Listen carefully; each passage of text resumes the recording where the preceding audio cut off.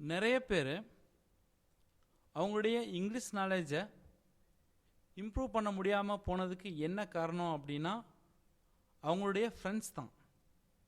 ஐ மீன் அவங்களுடைய இங்கிலீஷ் பேச தெரிஞ்ச ஃப்ரெண்ட்ஸு தான். இப்போ நான் இருக்கேன்னு வச்சுக்கோங்களேன். இப்போ என்னுடைய ஃப்ரெண்ட் ஒருத்தர் இருக்கார். எனக்கு இங்கிலீஷ் பேச கூச்சம், ஆனால் எனக்கு இங்கிலீஷ் பேச பயம், இல்லை எனக்கு இங்கிலீஷ் ஓரளவுக்கு தான் தெரியும் அப்படின்னா என் ஃப்ரெண்டுக்கு நல்லா தெரியும்னு வச்சுக்கோங்களேன். என்னுடைய ஃப்ரெண்டுக்கு இங்கிலீஷ் நல்லா தெரியும்.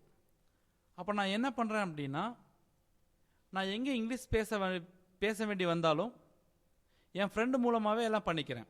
ஃபார் எக்ஸாம்பிள், ஒரு கஸ்டமர் கேருக்கு பேச வேண்டி வந்தாலும் சரி, இல்லை ஒரு பேங்க்கில் பேச வேண்டி வந்தாலும் சரி, இல்லை வேறு எங்கே இங்கிலீஷில் பேச வேண்டி வந்தாலும் நான் என் ஃப்ரெண்டை வச்சே பேசுகிறேன் அப்படின்னா என்னுடைய இங்கிலீஷை என்னால் இம்ப்ரூவ் பண்ண முடியாமே போயிடும். ஸோ நீங்கள் என்ன பண்ணுங்க அப்படின்னா, நீங்கள் எங்கே இங்கிலீஷில் பேச வேண்டி வந்தாலும் நீங்களே தைரியமாக பேசுங்க. எப்போவுமே உங்கள் ஃப்ரெண்டு வந்து உங்களுக்காக பேசணும் அப்படின்னு எதிர்பார்க்காதீங்க. அப்படி எதிர்பார்த்தீங்க அப்படின்னா உங்களுடைய இங்கிலீஷ் நாலேஜ் தான் கம்மியாகிட்டே போகும். ஸோ நீங்களே எங்கே இருந்தாலும் பேசுங்க. சப்போஸ் ஒரு வோடஃபோன் இல்லை ஏர்செல் கஸ்டமர் கேர் பேச வேண்டி வந்தாலும் நீங்களே ஃபோன் பண்ணுங்கள், இங்கிலீஷ்லேயே பேசுங்க. கண்டிப்பாக உங்களுக்கு இங்கிலீஷ் நாலேஜ் இம்ப்ரூவ் ஆகும். தேங்க்யூ.